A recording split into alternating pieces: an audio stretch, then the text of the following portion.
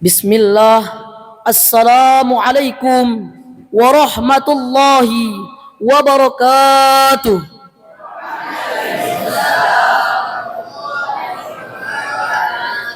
Alhamdulillahi ala ihsani wa syukru lahu ala taufiqih wa amtinani. Wa ashhadu an la ilaha illallah ta'ziman li sya'nih. Wa ashhadu anna Muhammadan abduhu wa rasuluhu ad-da'i ila ridwani. Kembali kita bersyukur kepada Allah, yang mana Allah Subhanahu wa ta'ala terus menerus memberikan kepada kita nikmatnya. Dan karena nikmat itulah kita dapat mengayunkan tangan kita, melangkahkan kaki kita menuju musola yang kita cintai ini dalam rangka mengadakan lomba panggung santri yang kita tunggu-tunggu ini. Salawat beserta salam tak lupa pula kita sanjung sajikan keharibaan Nabi besar kita, suri tauladan kita, yakni Nabi Muhammad sallallahu alaihi wasallam, yang mana beliaulah yang mengajak kita umatnya dari alam jahiliyah ke alam yang Islamnya, sebagaimana yang kita rasakan pada saat sekarang ini. Dewan juri yang saya hormati, hadirin pendengar yang saya muliakan, setiap insan, setiap manusia diciptakan oleh Allah dalam keadaan lemah dan tak berdaya. Baik yang muda maupun yang tua, yang miskin maupun yang kaya, yang mempunyai jabatan maupun yang tidak mempunyai jabatan, semuanya diciptakan oleh Allah dalam keadaan hina, lemah dan tak berdaya. Hadirin, kita adalah manusia yang fakir, tidak ada apa-apanya di hadapan Allah, di mata Allah Subhanahu wa ta'ala. Sebagaimana Allah Subhanahu wa ta'ala berfirman, ya ayyuhan nas, kata Allah, wahai manusia, antumul fuqara'u ilallah, kamulah yang harus membutuhkan Allah. Wallahu ghaniyun hamid, dan dialah Allah yang maha kaya dan yang maha terpuji. Hadirin jamaah yang dimuliakan Allah Subhanahu wa ta'ala, terkadang manusia lupa kepada Allah. Tatkala Allah berikan ia kenikmatan, Allah berikan ia kesempatan, Allah berikan ia kemudahan, ia lupa kepada Allah, ia tidak ingat kepada Allah. Dan ketika Allah cabut, Allah tarik kembali nikmat tersebut, disitulah ia baru sadar untuk mengangkat kedua tangannya, mengingat Allah Subhanahu wa ta'ala, merengek kepada Allah dan meminta kepadanya.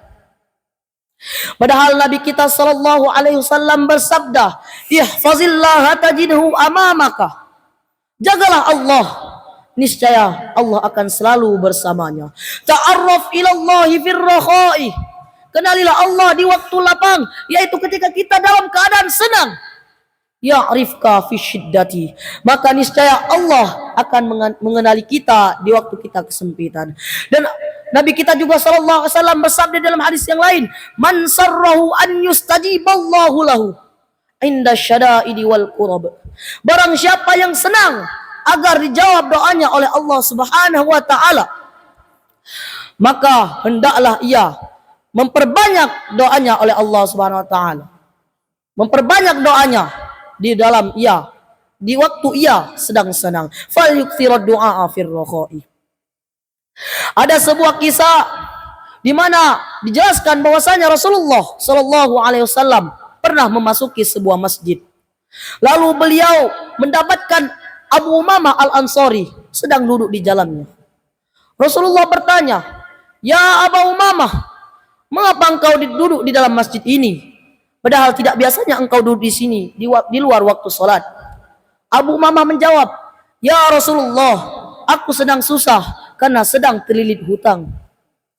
Rasulullah bertanya lagi, "Maukah engkau aku ajari bacaan yang mana jika engkau membacanya, maka Allah akan menghilangkan kesusahanmu, memudahkan urusanmu dan dapat melunasi hutangmu?"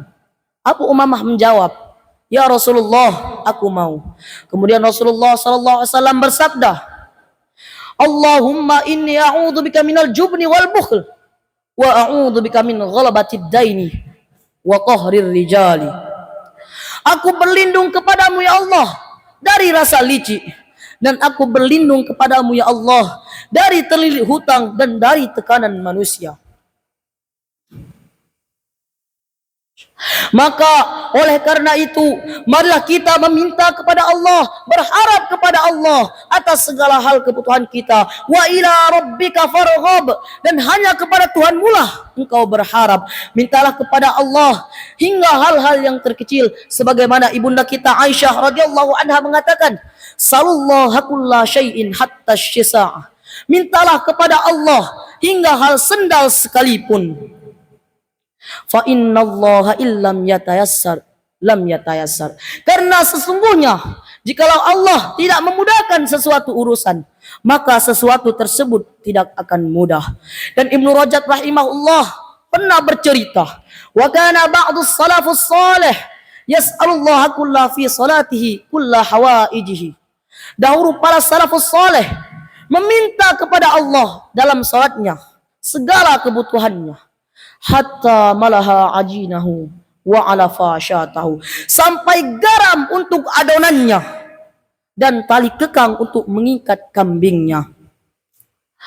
Hadirin jamaah yang dimuliakan Allah Subhanahu wa taala, manfaat yang dapat kita peroleh dari sini adalah betapa pentingnya kita berdoa kepada Allah, berharap kepada Allah, menjadikan Allah sebagai tempat sandaran kita, sebagaimana yang selalu kita bacakan, lafazkan di dalam surah Al-Fatihah, Iyyaka na'budu wa iyyaka nasta'in, dan hanya kepadamulah kami menyembah, dan hanya kepadamulah kami meminta. Mungkin hanya sampai di sini yang dapat saya sampaikan. Mohon maaf atas segala kekurangan dan dalam saya menyampaikan. Sebelum saya menutup pidato saya pada malam yang berbahagia ini, saya akan menyampaikan sebuah pantun untuk kita semua.